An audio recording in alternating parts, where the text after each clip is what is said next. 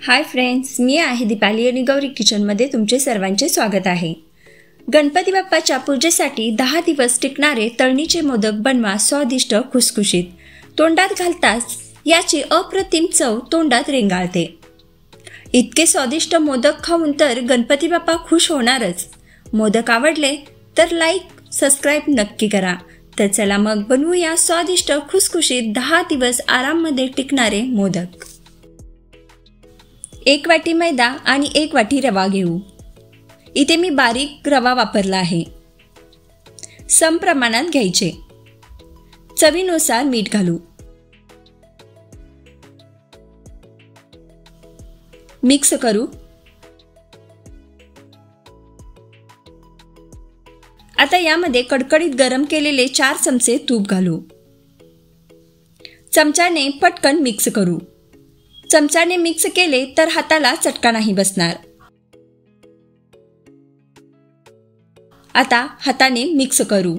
तूप सगळीकडे लागले पाहिजे। असे मुटके तयार झाले की समजा तूप सगळीकडे पसरले आहे।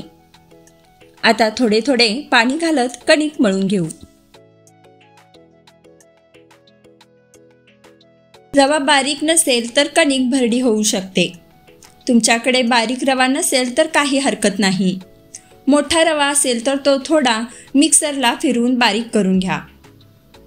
मऊ अशी कणिक मळून झाली। अर्धा तास अशीच झाकण झाकून ठेवून देऊया।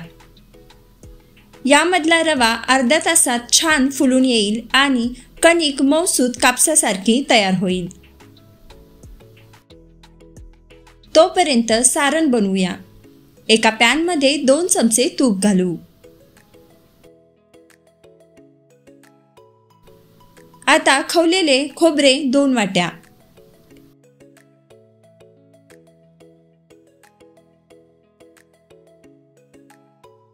एक वाटी गूळ। या वाटीच्या साहाय्याने 2 वाटी खवलेले खोबरे घेतले आणि 1 वाटी गूळ हे प्रमाण परफेक्ट प्रमाण आहे। इथे मी गूळ पावडर वापरली। तुम्ही नेहमीचा गूळ ही वापरू शकता। हे मिश्रण एकजीव करून घ्यायचे। सारण थोडे कोरडे होईपर्यंत भाजायचे। जास्त पण कोरडे नाही करायचे, नाही तर सारण चिवट होते। इथे बघा कलर ही बदलला आहे आणि सारण कोरडेही झाले। बघू शकता असे सारण झाले पाहिजे। आता लास्टला यामध्ये वेलची पावडर अर्धा चमचा घालू आणि थोडेसे जायफळ ही घालू, जेणेकरून सारणाला चव छान येईल। तुमच्या आवडीनुसार यामध्ये खसखस ड्रायफ्रूट तुम्ही घालू शकता।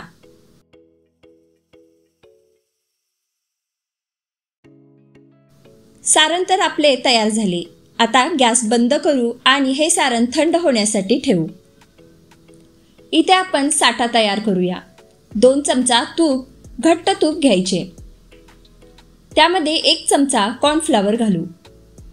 फेटून घेऊ। हे बघा मस्त सॉफ्ट अशी पेस्ट करायची। आता कणिक बघा अर्धा तास झाला आहे। मस्त मऊसूत कणिक तयार झाली। आता या कणकेचे भाग करून गोळे बनवू।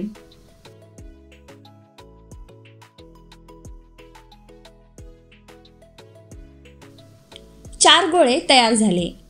आता ह्या 4 गोळ्याची पोळी लाटून घेऊ। अगदी पातळ पोळी लाटून घ्यायची।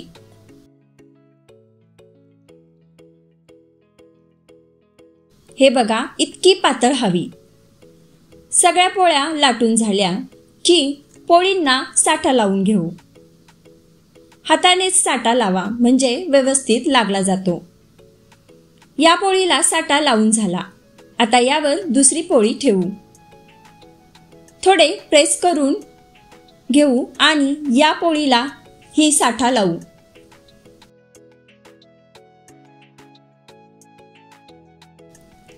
सगळ्या पोळींना साठा लावून झाला। लास्टला हलक्या हाताने लाटून घेऊ। आता ही खूप महत्त्वाची गोष्ट सांगते। पोळ्यांचा रोल करून घ्यायचा, पण तो रोल अगदी टाईट बंद करून घ्यायचा। हा रोल टाईट बंद होणं खूप गरजेचं आहे.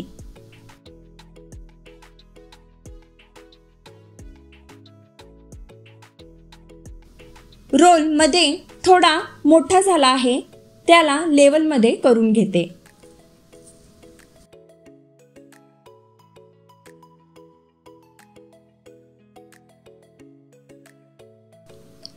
आता याच्या साईडच्या कळा काढून घेऊ.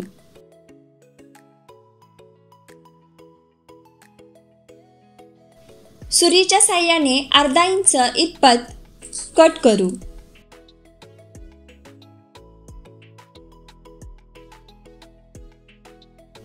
हे बघा, असा टाईट गोळा बनला पाहिजे, पोकळ अजिबात नको, नाहीतर काय होते, पारी लाटताना फाटते.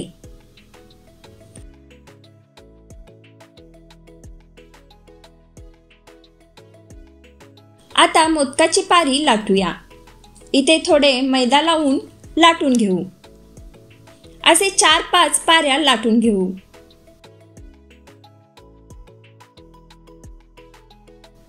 आता पारीमध्ये सारण भरूया. हे बघा, सारणाचा असा गोळा करून पारीवर ठेवायचा आणि 3 बोटाने पारीला कळ्या पाडून घ्यायच्या. पहिले बोट पारीच्या आत ठेवायचे. अंगठा आणि मधल्या बोटाने बाहेरच्या बाजूला अशी चिमटी काढायची. इथे बघू शकता, कळ्या बनून झाल्यावर हळूहळू कळ्याचे तोंड असे गोल फिरवत बंद करायचे. हा बघा, मोदक तयार झाला. परत एक करून दाखवते.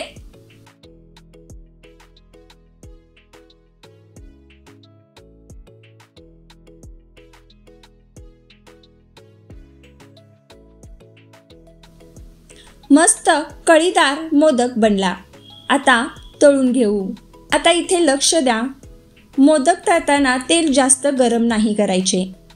हे बघा, इथे थोडेसे कणिक टाकून दाखवते.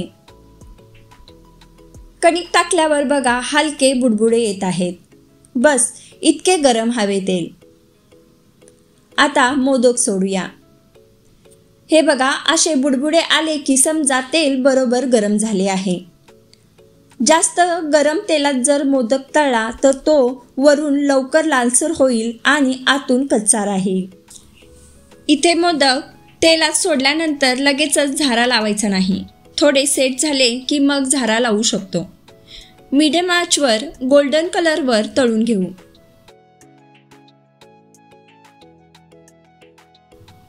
मोदकांना हलका गोल्डन कलर आला आहे आणि आता तेलातले बुडबुडेही कमी झालेत. बुडबुडे कमी झाले की समजा मोदक तयार आहे. आता मोदक बाहेर काढू. मोदक बाहेर काढल्यानंतरही थोडा वेळ तळण्याची प्रोसेस चालू असते. त्यामुळे आता दिसतो त्यापेक्षा थोडा जास्त कलर मोदकाला येतो. मस्त गणपती बाप्पासाठी मोदक तयार झाले. हे बघा, थंड झाल्यावर मोदक तोडून दाखवते. खूप खुसखुशीत बनला आहे आणि आतमध्ये सारणही पसरले आहे. आराममध्ये 10 दिवस टिकणारे हे मोदक तुम्हाला नक्की आवडतील. मी तर इथे बसून मस्त खाणार आहे. तुम्हाला जर माझी ही रेसिपी आवडली तर लाईक करा, शेअर करा, सबस्क्राईब करा आणि बेल आयकॉनला क्लिक करायला विसरू नका. आणि सगळ्यात महत्त्वाचं म्हणजे माझ्या असेच रेसिपी बघत रहा, बनवत रहा आणि खात रहा. गणपती बाप्पा मोरया. Bye bye.